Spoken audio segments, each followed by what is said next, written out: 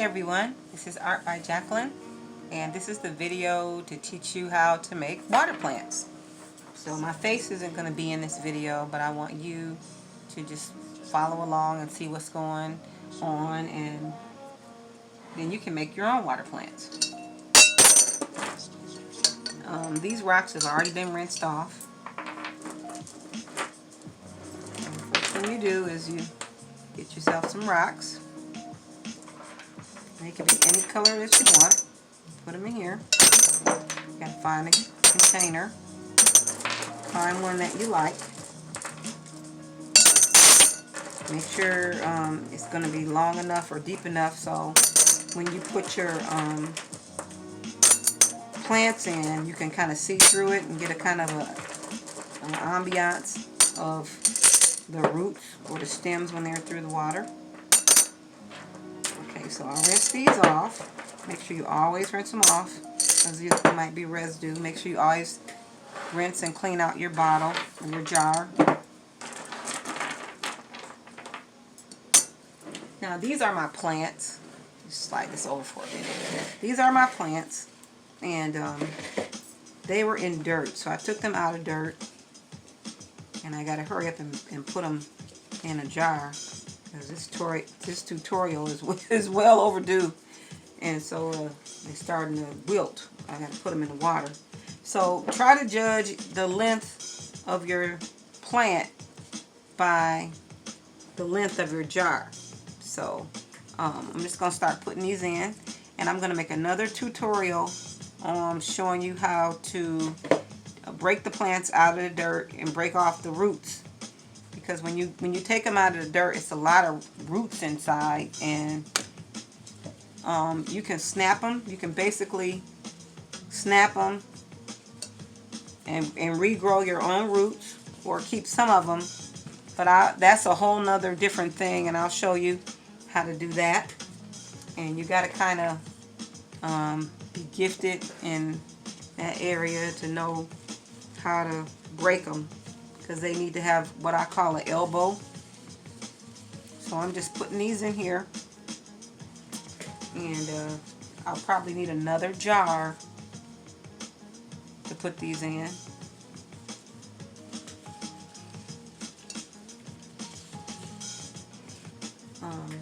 So make sure that your jar is deep enough for the size of the stems that you want to put in. So I'm going to hold this sideways so you can get a good look at how long this jar is. And then when you slide the roots in, you kind of slide them in like that. And then when you hold them up, you want to be able to have the plant hanging out. Now there's going to be some that are going to be too short, and I put those in what I call a nursery. It's like a smaller glass jar to deal with the short ones until they get bigger. So if you have short ones that won't fit, you can always make a smaller water jar. But this one is taking the longer stems. We got our rocks in. I think I might put more rocks in here.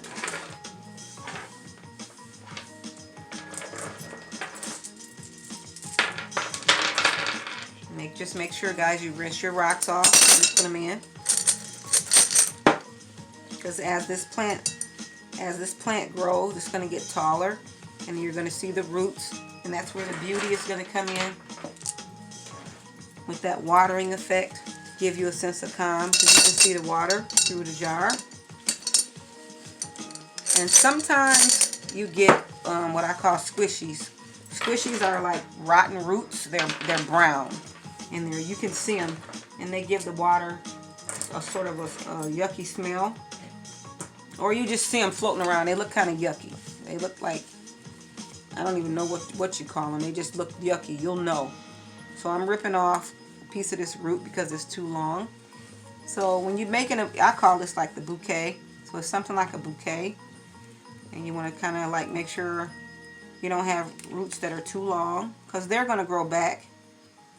But they're going to grow in conformity with the size of the jar. So we got our stones, and we have our plants.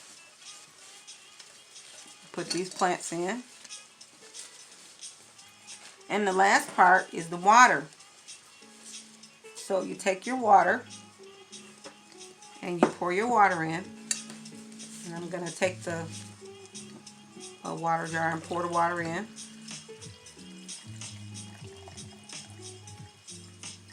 And I need to get more water. And I'm going to hold this up so you can get a good look at what this looks like when you put water inside this jar. You can get a good view of how beautiful that is. I hope you can see it. If I can hold it sideways, because I really can't get a good look at it, because I'm the one that's trying to draw emphasis on the water in the plant. So I'm going to put more water in here. But this is all you do. Maybe you can see it better now. The hard part is just making sure you got the roots right. And you make sure you have a joint. So I'm going to show you right quick what a joint is. So if we had a loose leaf, leaf that was loose, just hanging on the side, you can't keep that. But a joint is something that's connected like this. See how it's connected? You can keep this. But because it's short, we're going to put it in a little thing that I call a nursery for the smaller plants. But you see how we got a joint and things are connected? Now, sometimes you lose leaves and they just fall off. You can't keep those because they don't have anything connected to them to make them root.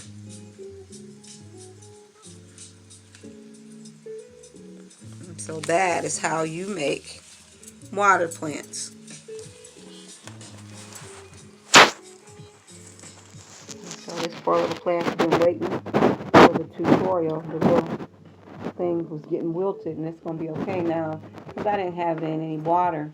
But I washed these. I washed the dirt off, and I took my vegetable sprayer. And as you can see, there's no dirt on these because I worked really hard getting these cleaned off. When you make your water plants, you want to try to get all the dirt off. They're going to make their own. They're going to make their own dirt or their own type of a residue, which is going to give the water a certain type of a murky beauty, but it's not going to be like muddy. That's why it's important to rinse the plants off. Now this philodendron is one of the ones that's kind of weepy, and it hangs long, and you can kind of layer it and twist it around. And the poor thing's kind of wilted, like I said, because it wasn't in any water or dirt. It was just waiting. So it'll perk up in probably a couple of hours because now I have it in water. So there's going to be another extensive tutorial on how to find yourself a philodendron and break it from the dirt. Now this plant right here, it can't be used. This leaf here, this is what I was talking about when they fall apart. Even though it's a root attached to it, it's more than likely, going to die because it's not attached to anything. It's not attached to anything. It doesn't have an elbow.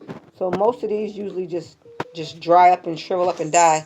Because I've tried to save them before, but because they don't have an elbow, they just dry up and die. So that's the tutorial on how to make the water jar plants. And the main thing you have to do is keep an eye on it.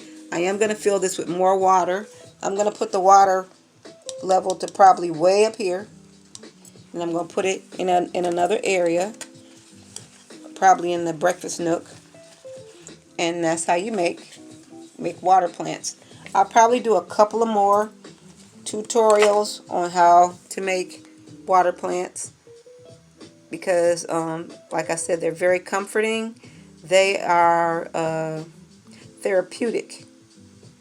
It's like having fish in your house, except you don't have to clean the water tank and you don't have to feed the fish. You just keep this topped off. Sometimes you might get squishies in here, but it's not that bad. You just take the plant out, rinse the roots out, get you one of those little strainers, and clean the rocks, and then put everything back where it was, and it'll continue to thrive. So that's how we make a water plant. And I'll be showing you how to make more. I just thought I'd post this on Facebook, give you an idea how to make water plants. You can find jars at Hobby Lobby. You can find them all over. You can find them at the dollar store. Just go all over looking for them. You might pay a little bit for them. You might pay a lot for them. And you can use marbles in here for your plants. You can go on a rock hunt one day and find rocks outside. You can even go to the beach and find rock shells to make these. And just be creative and use it for your therapeutic process to bring a sense of calm into your house. And so I'm about to put more water in this little dome. And that's how you make water plants. Once again, signing off. And this is another tutorial from Art by Jacqueline. Thanks.